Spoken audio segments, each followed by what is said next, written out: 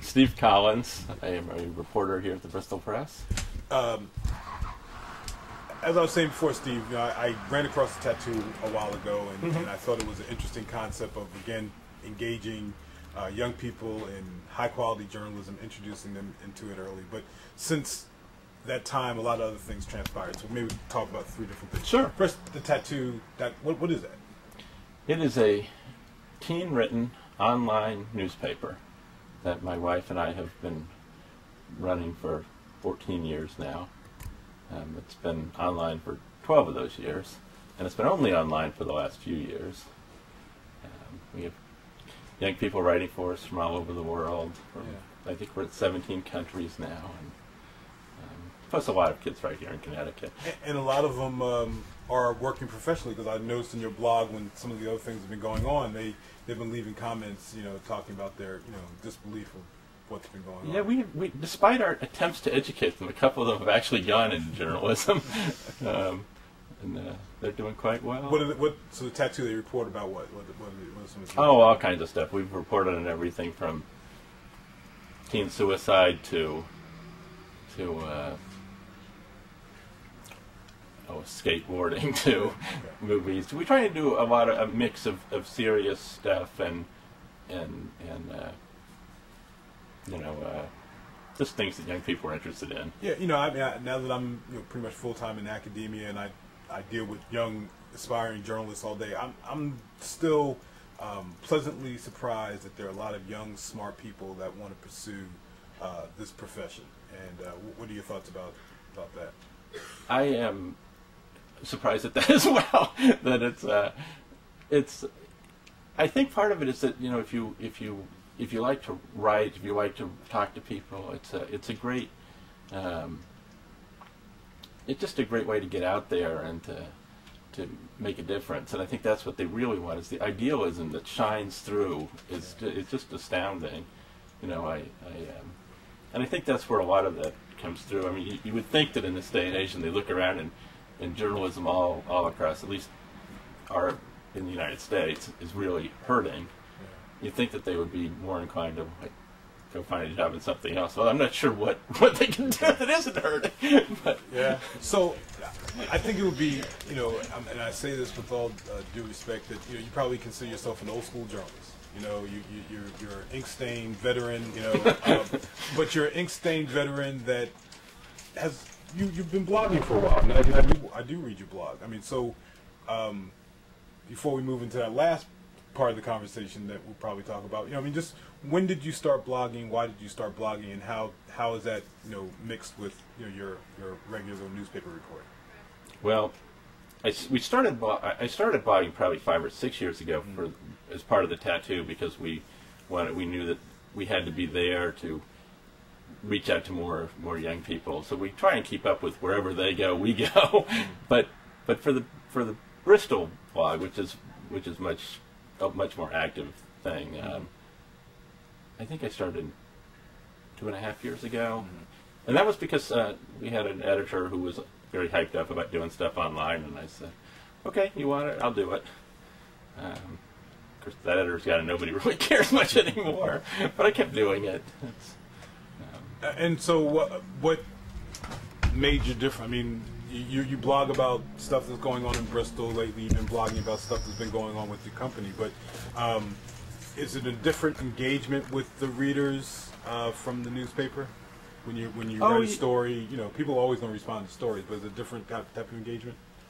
It's a much more direct response. I mean, because you hear from people instantly, and in fact, because I sometimes have stories up on the blog before they're in the paper, or I often do. I mean, sometimes it's as simple as, Steve, you've got a typo in the third paragraph, and I can fix it before it goes into print. But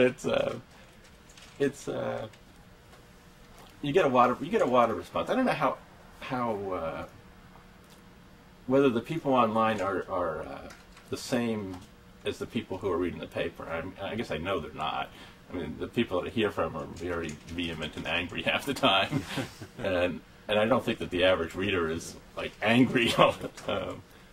But it's interesting. I love the feedback, because I've always thought as a journalist that sometimes you write something that's really great and you just hear nothing ever, and and on there I always do. I mean, anything, you always hear something.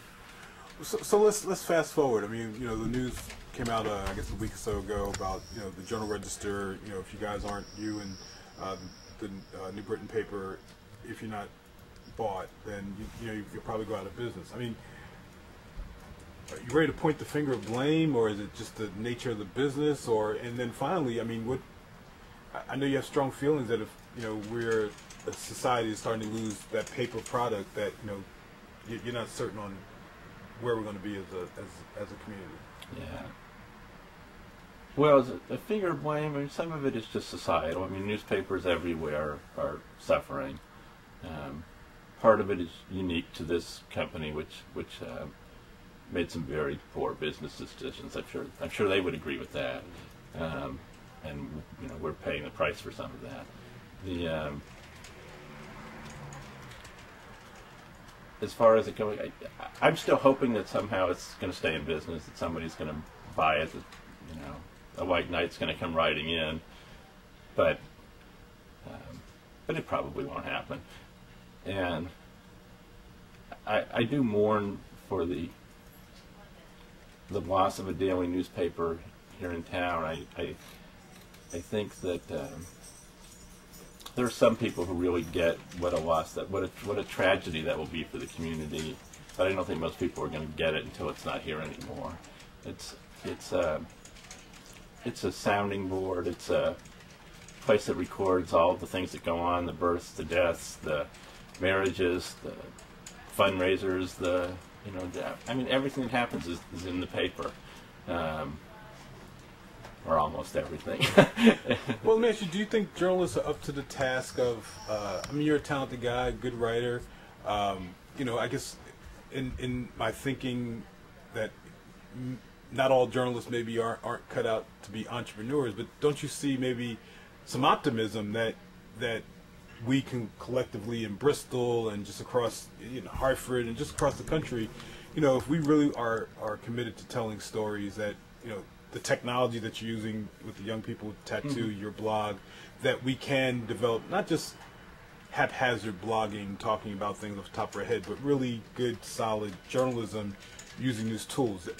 Is that strong connection with the paper?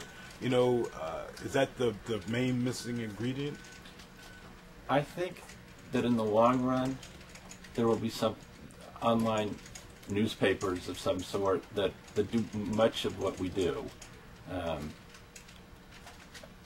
I don't know, you know, there's a period between now and the someday that I'm really unclear about. I think part of the problem is that journalists as a whole are not particularly entrepreneurial. If we were business-minded, we wouldn't be journalists, because nobody who has any business sense would go into this profession. So I'm not sure that we've seized the opportunities that exist, and consequently I'm not at all sure that we are taking advantage of everything that we could. We certainly could have, as a whole, journalism should have a much bigger role on the internet than it does, and I'm not sure why we let that go so badly. Do you think for yourself, and this will be my final question, you can add anything you want to add. Sure. If, you know, the worst happens and you guys shut down, are you going to look for another newspaper job? Or, I mean, what's next for you, and what do you think's next for some of your, I mean, do you think folks just say, the heck with it, I'm getting out of the newspaper game? Or, I mean, you're a journalist until you're no longer a journalist? Well, I'm sure that I'd be some kind of journalist, you know, even if it's just freelancing where I can, or just doing whatever I do online for nothing. But I don't think most of the people who are in it are going to be able to stay in it, no matter how much we want to, because the paid jobs are just simply not there. You know, for somebody like me, I look out and there's still scores and scores of reporters and journalists and editors who have lost jobs at other papers who are still looking. So I'm not so stupid as to think I'm going to jump ahead of everybody and get some kind of great job in a profession that keeps shedding positions. So I'm not really sure what's going to happen. I'm sure that, you know, people will land on their feet, and